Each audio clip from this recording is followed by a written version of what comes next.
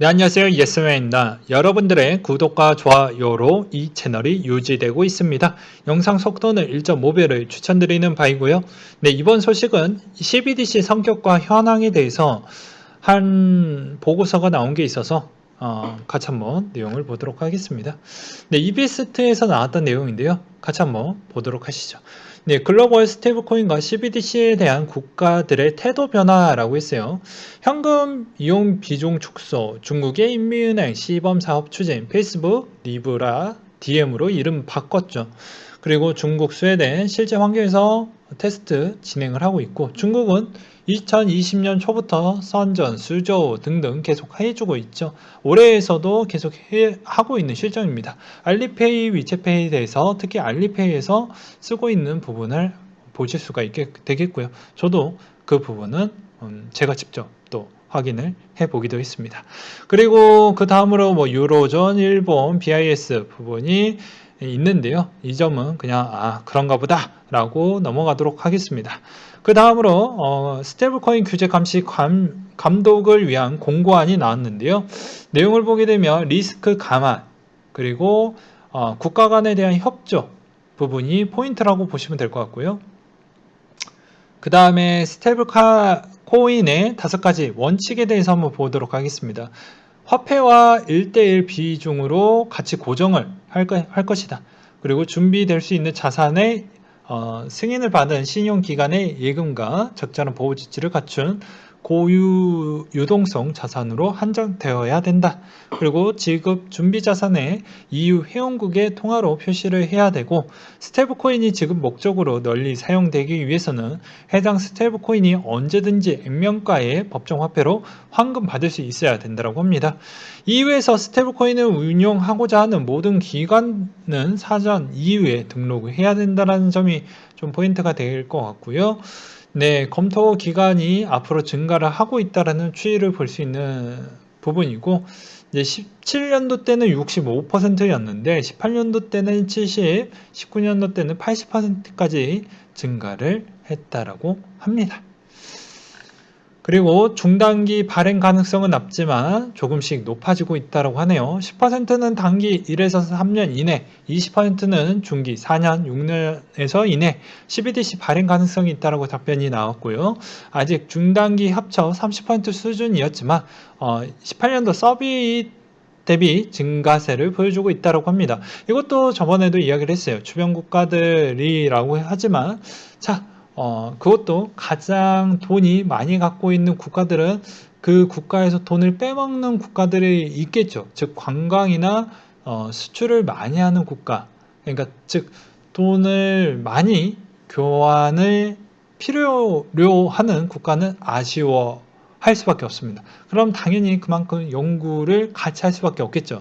그래서 대부분 유럽이나 그리고 태국이나 필리핀 이런 쪽만 보아도 관광에 미치는 GDP 비중이 꽤 있다 보니까 어쩔 수 없이 또 중국인 관광객이 꽤 많이 가다 보니까 어쩔 수 없다라는 부분과, 그리고 한국은 또 중국의 또 무역 수출 규모도 또 꽤 큽니다. 그러니 당연히 맞춰가지고 하겠죠. 뭐 중국은 또 이럴 수도 있지 않겠습니까? 야, 너희들 뭐 그렇게 비협조적으로 나오면 나는 너희랑 거래 안 할 거야 라고 하면 끝이기 때문이죠. 그래서 지금 제일 빠르게 하고 있는 실정이 중국이고, 앞으로 우리는 이런 걸로만 하겠어요 라고 하면 주변 국가들은 어쩔 수 없습니다 라고 생각이 들고요. 그리고 CBDC, 비트코인, 스테이블코인 보게 되면 명목, 상품 담보, 암호 화폐 담보, 상품 담보형 뭐 이렇게 있는데 뭐 잘 정리를 해 주셨어요.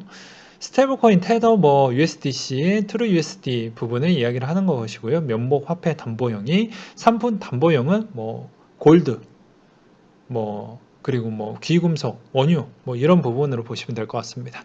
그리고 암호화폐 담보형이라고 있는데 뭐 다이나 뭐 이런 부분이 있겠죠. 이더리움이나 그리고 비트코인이나, 그리고 상품 담보형이라고 해서 담보물 없이 자동 거래를 통해 대부분 상장 코인 가격 유지 실패 라고 되어져 있습니다.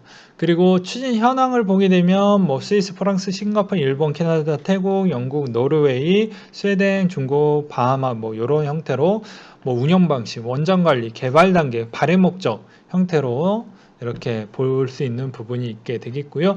DLT에서 활용 현황을 보게 되면 뭐 쿼럼, 코다 부분이 생각보다 이더리움 대비보다는 좀 낮다라는 걸 또 알 수 있는데, 이게 또 보안의 강도와 또 이런 측면이 중요하죠. 금융은 뭐 활용도보다는 보안이 영순이에요.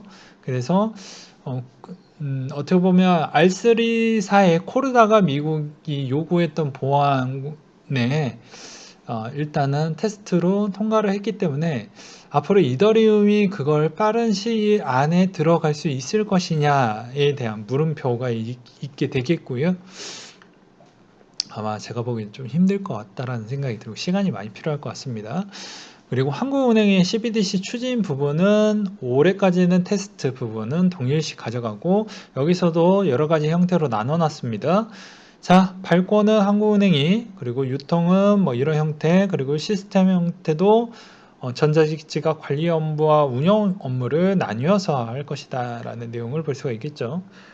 그래서 허가형과 비허가형 부분이 있는데, 여기에 비허가형은 비트코인, 이더리움이 여기에 이제 소속이 되어져 있고요. 뭐 이런 특징을 비교했던 내용이 있으니 눈으로 한번 읽어봐 주셨으면 좋겠고요. 그리고 이제 중요한 거는 이제 현금 CBDC 기존 중앙은행에 대한 특징적 요소를 잘 정리를 해 놓았습니다. 거래 익명성의 현금은 보장 CBDC 선택 가능하고요. 중앙은행은 당연히 예금은 무, 그리고 이자 지급은 현금은 불가능, CBDC 가능, 그리고 중앙은행 가능하겠죠. 보유 한도는 현금은 안 되고, 그리고 CBDC 한도 설정 가능하고, 중앙은행 무제한이고 라는 점을 알 수가 있겠고요. 그리고 이용 가능 시간은 제한 없음, 설정 가능, 제한이라고 되어져 있습니다. 미국과 유로존의 CBDC 관련 접근의 차이를 한번 보도록 하겠는데요.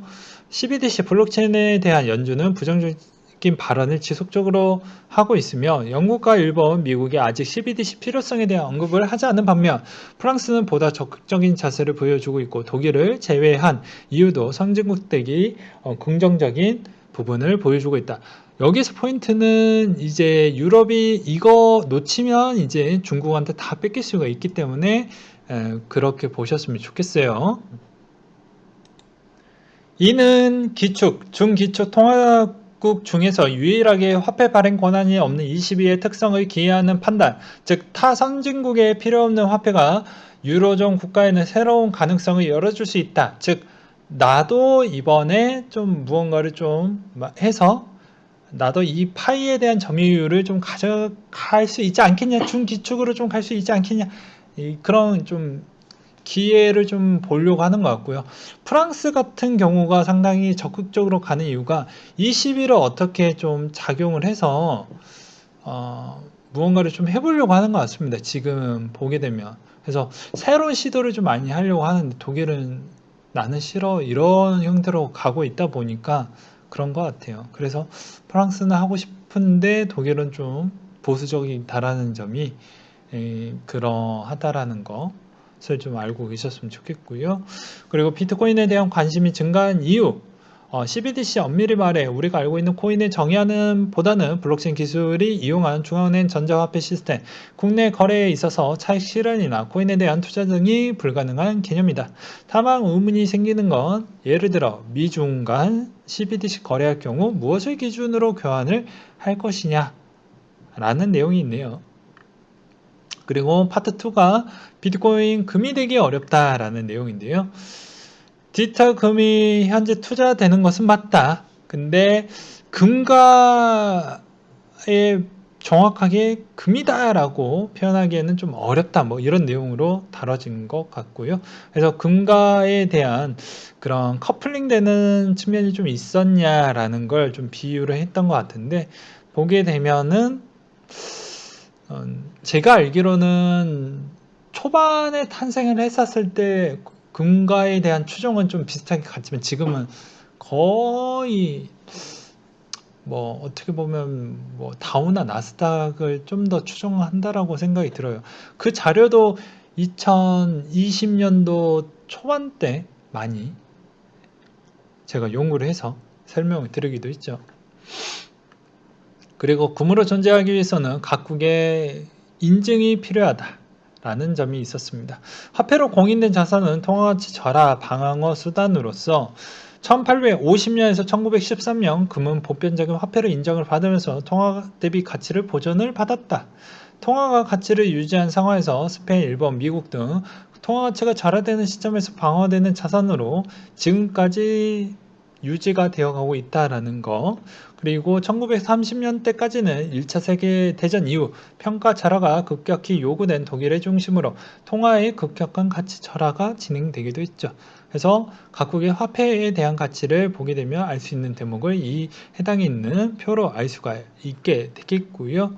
금으로 존재하기 위해서는 각국의 전부 인증이 여기서도 볼 수가 있습니다. 그리고 금에 대한 오해라고 되어져 있는데 1998년 금 가격은 각국이 통화에 높은 수익률을 유지를 해줬고 금리의 하락과 인플레이션, 성장 과정에서 인플레이션 해지와 가치 저장 수단으로 기능이 극대화된 것을 판단을 했고 비트코인의 동일한 자산 개념에서 통화의 대체 수단으로 금과 같은 접근을 하는 경우가 발생을 했는데 통화의 순환 과정에서 금의 화폐보다 내재적인 가치 인정을 받는 실물이라는 점이 국가들이 공인을 받은 과정에서 달러와 연동되는 흐름이 이어지면서 근현대 경제에서 지속적으로 가치를 인정받아 왔다라는 점인데 지금은 아직 인정 부분보다는 자산으로 일단은 편입을 해놨죠. 그래서 앞으로도 자산으로 아마 되지 않을까라고 저는 정리를 해드리도록 하겠습니다. 그래서 다시 스테이블 코인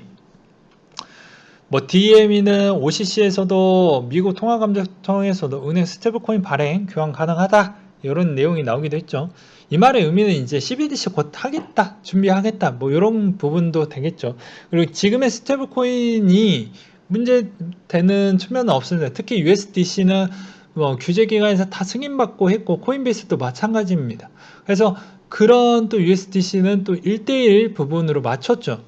담보비도 그리고 예치에 됐던 부분도 투명하게 다 공개를 하고 있는 실정이기 때문에 그런 코인들은 잘 될 것으로 보여집니다. 문제 있는 코인, 스테이블 코인 쪽은 좀 정리가 되겠죠. 근데 그 비트코인이 순수하게 화폐적 관점으로 보면 안 됩니다. 자산적 관점이 조금 더 나을 것 같아요. 그래서 블록체인은 결국 사용이 되어야 가치를 가진다.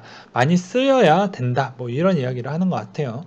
그래서 화폐에 대한 기능은 갖고 있지만 자산에 대한 성향이 훨씬 더 짙다라고 저는 생각이 들고요. 여러분들도 그렇게 생각을 하셨으면 좋겠습니다. 그리고 그만큼 이게 활용이 많이 되면 비트코인의 의존율이 떨어지기 때문에 앞으로도 이것도 이야기를 많이 드리기도 했죠. 매번 이야기를 하지만 이 점유율 추이가 옛날에는 계속 뭐 90%에 머물고 있었지만 이게 그전 19년도 20년도 때도 그랬어요. 야 비트의 의존율이 이렇게 높은데 알트 별 볼 일 없어. 그때도 그랬어요. 근데 제가 그때도 팩트로 이야기를 했죠. 야 알트코인은 뭐 쳐놓냐, 그러지 않다. 계속 연구하고 개발하면 언젠가는 계속 도미넌스는 떨어지기 마련이다. 시간이 지나면 의존료가 떨어지기 때문에 그런 측면으로 볼 필요성이 있다. 시간이 그 대신 좀 더 필요할 것 같다. 그런 이야기를 하기도 했었죠.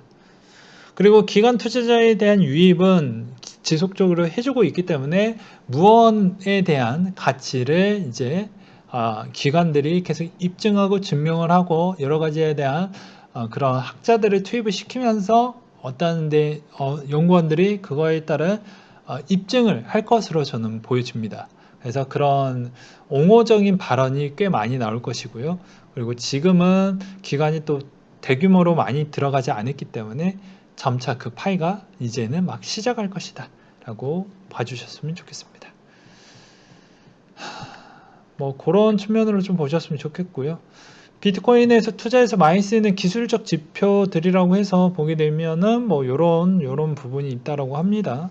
뭐 따라 하셔도 괜찮을 것 같아요. 그래서 이런 자료들이 좀 많이 나오고 있는 실정이고요.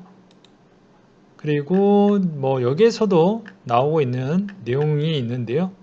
같이 몇 가지만 좀 보고 넘어가도록 하겠습니다. 자, 원자재 시장에서 주목해야 할 세 가지 요인이라고 써져 있죠. 자, 코비드 19으로 경기 회복으로 인해서 친환경 에너지 부분에 있어서 트렌드에 대한 변화를 주고 있다. 그게 또 패러다임에 여기 CBDC가 있네요. 그리고 암호화폐도 대체 가능성에 대한 부분이 있습니다. 그러면서 또 이런 자료가 있습니다. 여기에서도 CBDC를 나누어 놨을 때 직접형, 그리고 여기에서도 보게 되면 혼합형, 간접형으로 이렇게 나눠 놨어요. 이게 무엇이냐면요. 즉 자산형 CBDC와 그리고 실제 우리가 생각하고 있는 화폐를 그냥 CBDC로 바꾸는 그런 형태로도 분류를 해놨습니다. 그러니까 과거에 나왔던 내용을 보게 되면 야 CBDC 그냥 화폐만 바꾸겠지라고 했는데 지금 리비전 되고 연구됐던 게 야 요거 원자재 부분을 좀 해서 CBDC로 좀 돌리는 것도 낫지 않겠냐? 로 혼합형이 나왔어요. 간접형도 나왔고요. 그래서 여기에 이제 자료가 한 보게 되니까 한 200장이 좀 넘어가는데 요거는 추후에 제가 또 주말을 통해서 또 올려드리도록 할 테니 재밌게 봐주셨으면 좋겠고요.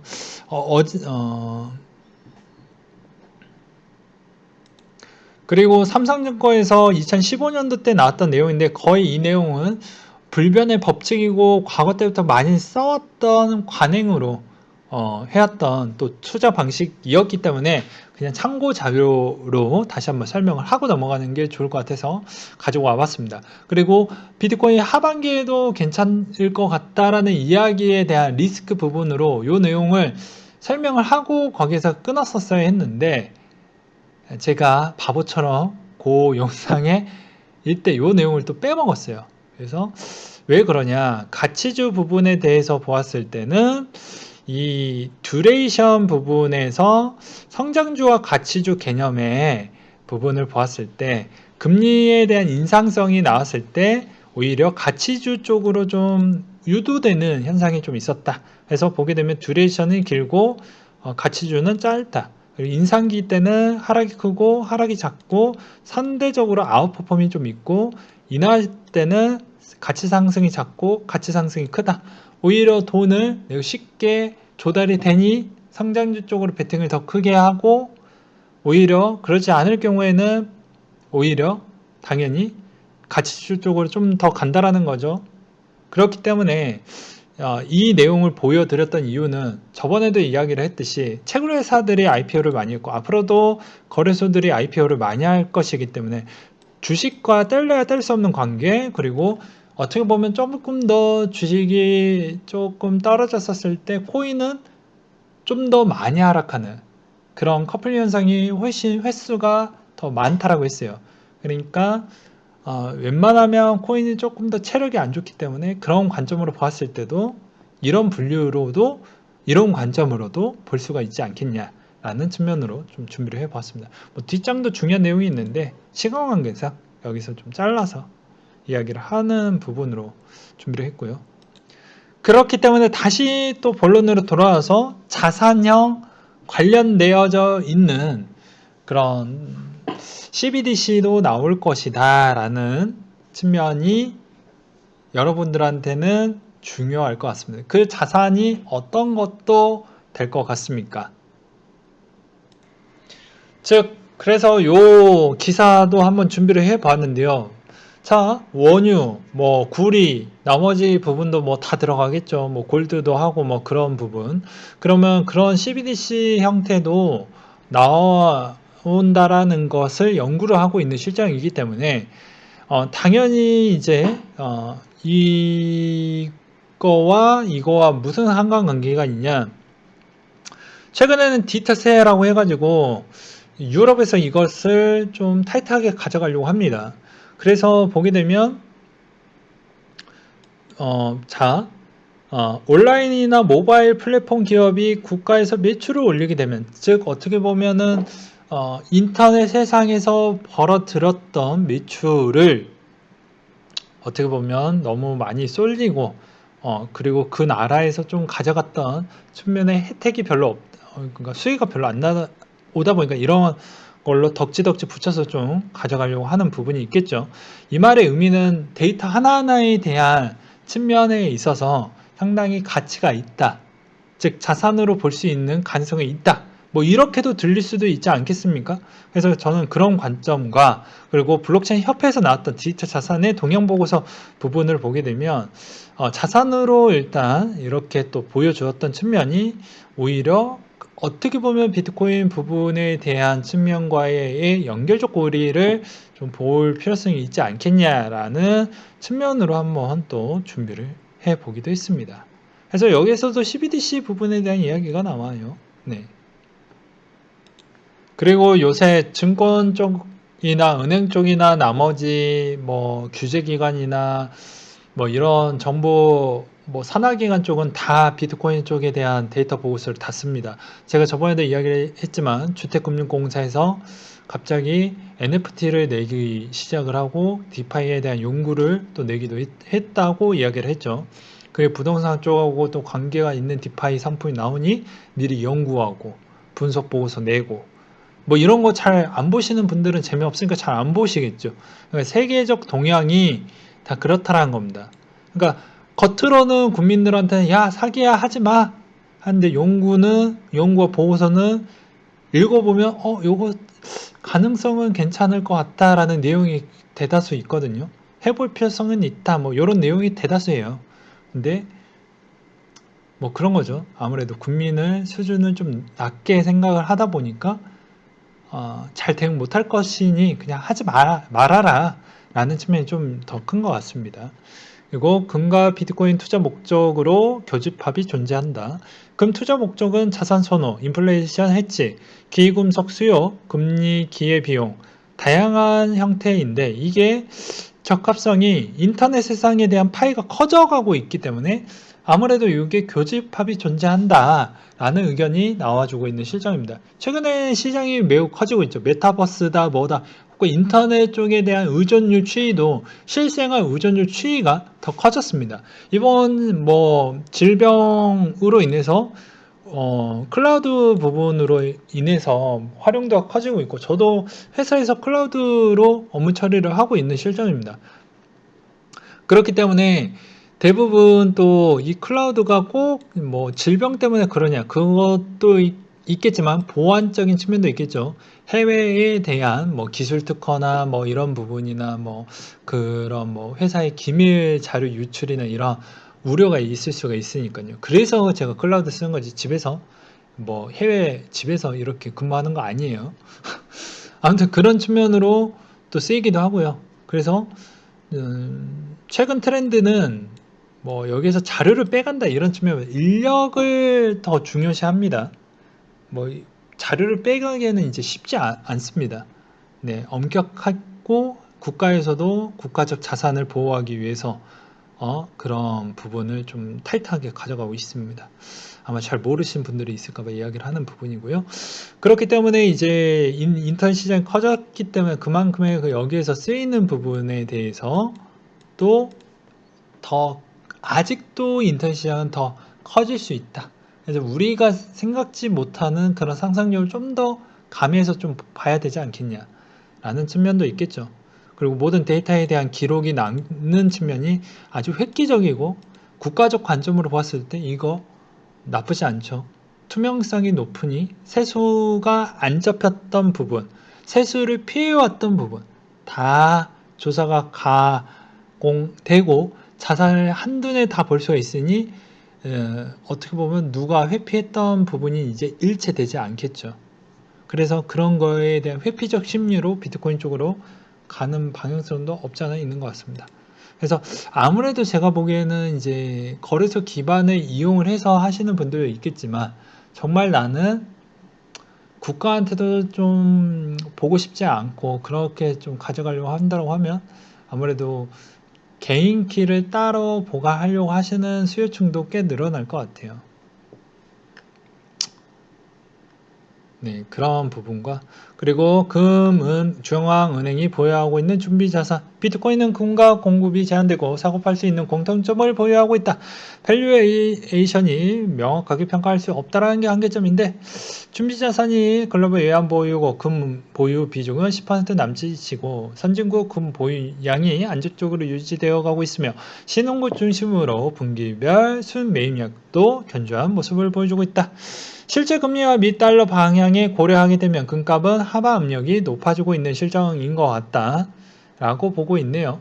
네, 오늘은 CBDC와 그리고 해당에 있는 자산 부분에 대해서 조금 이야기를 해드렸고 그리고 어떻게 보면 국가들이 어떤 방향으로 CBDC를 모델링을 하고 있는지 잠깐 맛보기를 또 설명을 드리고 있었고 이게 이제 어떤 형태로 또 진화를 되고 변화를 하는지 그런 걸 좀 기초적으로 설명을 드렸던 시간으로 한번 준비를 해봤습니다. 네, 이상으로 마치도록 할게요.